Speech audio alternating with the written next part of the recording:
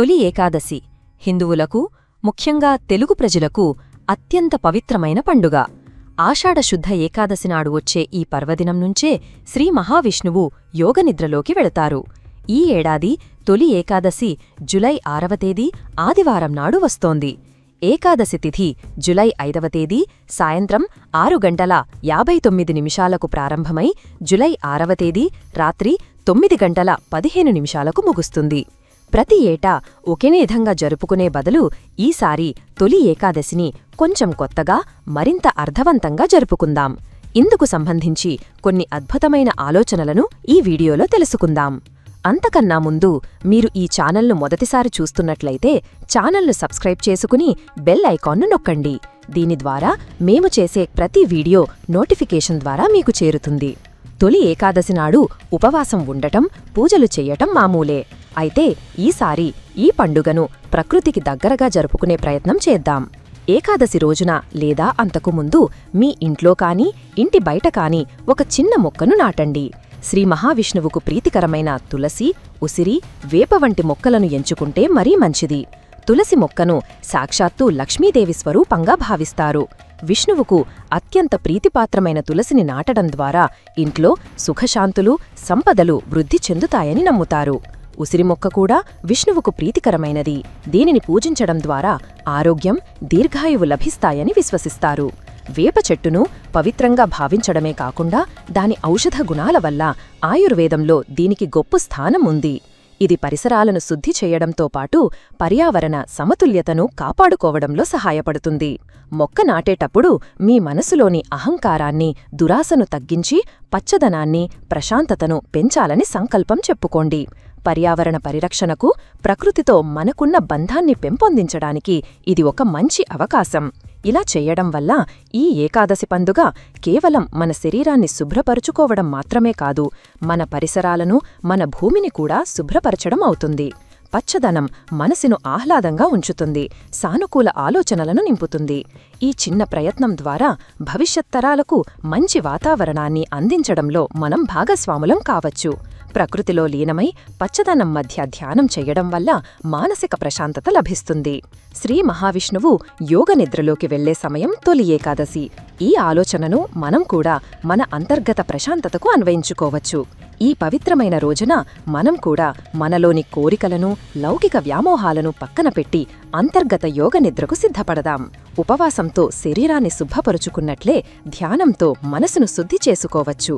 ఈ రోజున ఉపవాసంతో పాటు కనీసం 1 గంటపాటు ధ్యానం చేయడం లేదా ప్రశాంతంగా కూర్చుని మీ శ్వాసపై దృష్టి పెట్టడం మంచిది. ధ్యానం మనసును ఏకాగ్రం చేస్తుంది, ఆలోచనల ప్రవాహాన్ని నియంత్రిస్తుంది. మీ మనసులోని ఆలోచనలను గమనించి వాటిని అదుపు చేయడానికి ప్రయత్నించండి. మనసును నిశ్చలంగా ఉంచుకోవడం ద్వారా అంతర్గత ప్రశాంతతను అనుభవించవచ్చు. ఈ ప్రక్రియ శ్రీ మహావిష్ణువు నిద్రను అనుకరించడమే కాకుండా మనలోని అంతర్గత శక్తిని, ప్రశాంతతను మేలుకొలపడానికి ఒక అద్భుత అవకాశం. ఇది ఆత్మపరిశీలనకు, ఆత్మావలోకనానికి దారితీస్తుంది. ఈ ఆత్మపరిశీలన మనల్ని మనం బాగా అర్థం చేసుకోవడానికి, మనలోని దైవత్వాన్ని గుర్తించడానికి సహాయపడుతుంది. ధ్యానం ద్వారా మనలోని ప్రతికూల ఆలోచనలను తొలగించుకుని సానుకూల శక్తిని నింపుకోవచ్చు. ఆధునిక జీవనశైలిలో ఏర్పడే ఒత్తిడి, ఆందోళనలను తగ్గించుకోవడానికి ధ్యానం ఒక దివ్యౌషధం. ఏకాగ్రతను పెంచుకుని మానసిక స్పష్టతను పొందడానికి ఈ రోజును సద్వినియోగం చేసుకోవచ్చు. ఇది మన జీవితానికి ఒక కొత్త దిశను ఇవ్వగలదు. చాతుర్మాస దీక్షకు ప్రారంభంగా ఈ తొలి ఏకాదశి పండుగను భావిస్తారు. ఈ ఏకాదశి దీక్షలో తపస్సు, ఆధ్యాత్మిక చింతనతో పాటు దానధర్మాలు కూడా ముఖ్యమైనవి. ఈ ఏకాదశిని కేవలం ఉపవాసంతో సరిపెట్టకుండా పరోపకార కార్యక్రమాలతో మరింత అర్థవంతంగా మార్చుకుంటే చాలా బాగుంటుంది.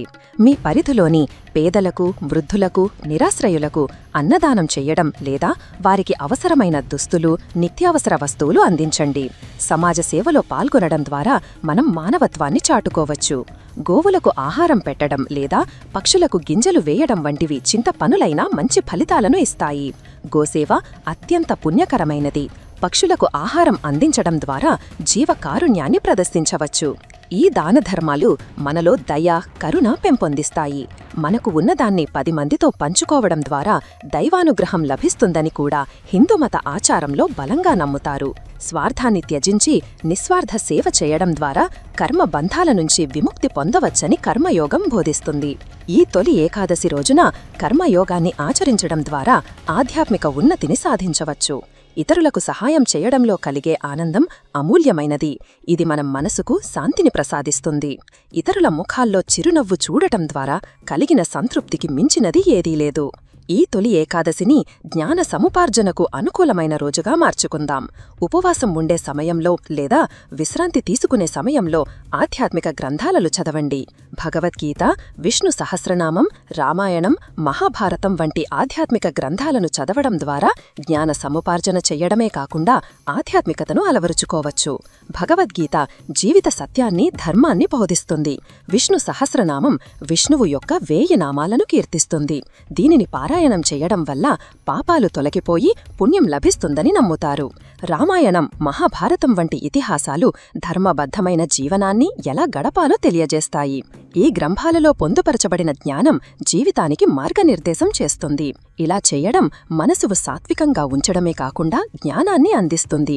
దైవభక్తిని పెంపొందించడానికి, జీవిత సత్యాన్ని అర్థం చేసుకోవడానికి ఇదొక అద్భుతమైన మార్గం. పుస్తక పఠనం ద్వారా మన జ్ఞాన పరిధిని విస్తరించుకోవచ్చు. వివిధ మతాల, సంప్రదాయాల గురించి తెలుసుకోవచ్చు. ఆధ్యాత్మిక గ్రంథాల పఠనం మనలోని సందేహాలను నివృత్తి చేసి సరైన మార్గంలో నడవడానికి సహాయపడుతుంది. ఈ జ్ఞాన సముపార్జన కేవలం ఈ ఏకాదశికి మాత్రమే పరిమితం కాకుండా నిత్య జీవితంలోనూ మనకు ఉపకరిస్తుంది. నేటి ఆధునిక డిజిటల్ యుగంలో ఫోన్లు, టీవీలు, కంప్యూటర్లు, సోషల్ మీడియా మన జీవితంలో భాగమైపోయాయి. వీటి వాడకం వల్ల ఒత్తిడి, మానసిక ఆందోళన వంటి సమస్యలు పెరుగుతున్నాయి.